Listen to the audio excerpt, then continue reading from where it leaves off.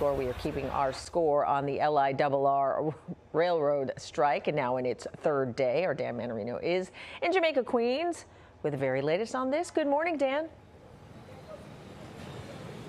Hey, good morning to you, Hazel, and our photographer, Tony Mazza. Very excited about the Mets right there, so good. That's good news this morning. I want to get to the man of the hour right now, the MTA Chairman and CEO, Janno Lieber, who is joining me live right now. Negotiations, Janno, began again about 30 minutes ago. You were well into the night, again, ending around 1 o'clock in the morning. How have things been progressing? Do you see light at the end of the tunnel here? Listen, the discussions yesterday were productive, Dan, and there is cause for optimism, but we got a little more work to do. And we want to get over the finish line today. I've obviously been in close touch with the governor and her team, and she would like to see a resolution that allows Long Islanders to be able to count on full service in the near term. So again, you were back at the bargaining table last night again this morning. It sounded like our last time we spoke was about health care and wages and whether or not you can get up to that 5% mark. Are those still the main sticking points, or has the goalpost moved a bit? You know, Dan, it's probably not productive at this late stage of negotiations for me to get into any specifics, but you heard what, the basics of what was going on here, which is that these unions were asking for a deal that was better and different than all the other MTA unions. We are trying to protect against excessive fare increases and additional burdens on taxpayers, which is why we were insisting that they work with us to make sure that we didn't blow the MTA's budget and create a new financial crisis. Under Hochul's leadership, we've actually brought the MTA to a pretty stable financial position, and we don't want to risk moving backward on that. So can you ensure that at the end of all of this, when the strike ends, that what you're talking about there with the tax increases or raise in fares, that it actually won't happen and riders won't bear the brunt of it? Listen, that's the idea. That's why there's been a fight here. Because the Long Island Railroad does not exist to pay people more than every other railroad in the United States.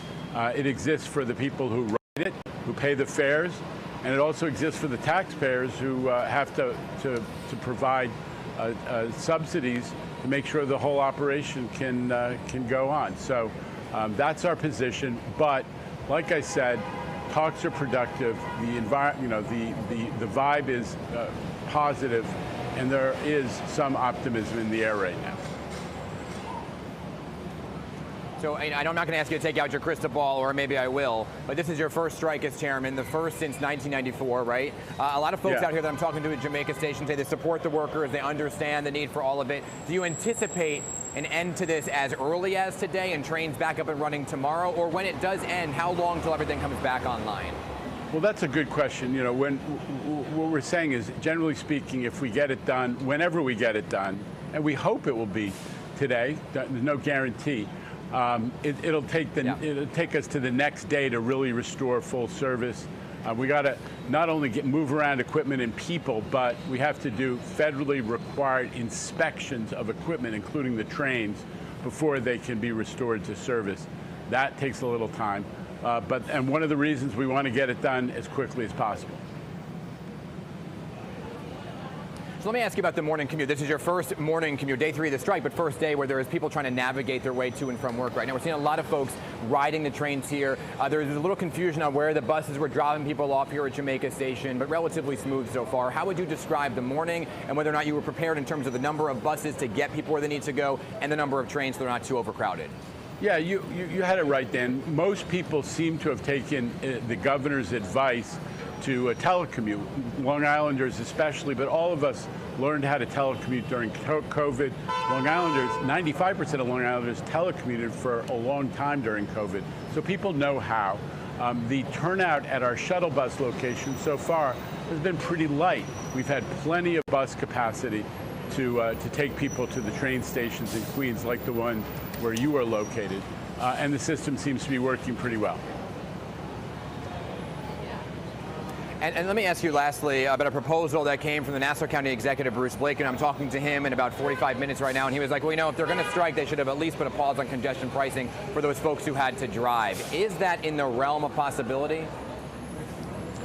The governor dispensed with that very clearly yesterday. There's no legal avenue for suspending congestion pricing. We can't just do it whenever we feel like it. We operate under a federal approval that has been litigated in the courts again and again, and found to be applicable and legitimate. So we can't just turn it off whenever we want.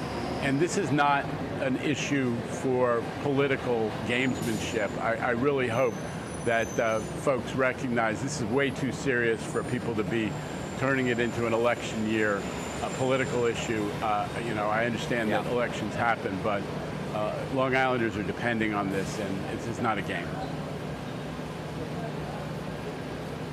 MTA Chairman and CEO Janno Lieber, I know you've got a busy day ahead of you. Keep us posted on any developments, okay? Thank you for making the time this morning. You bet.